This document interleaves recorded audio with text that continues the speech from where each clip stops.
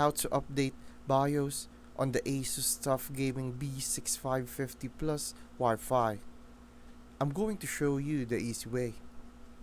First, go to the Asus support site and download the latest BIOS for your exact motherboard model. Then save the file to a USB drive. Now restart your PC and press delete or F2 to enter the BIOS.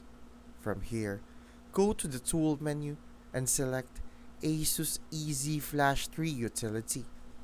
Choose the USB drive, pick the BIOS file you downloaded, and confirm.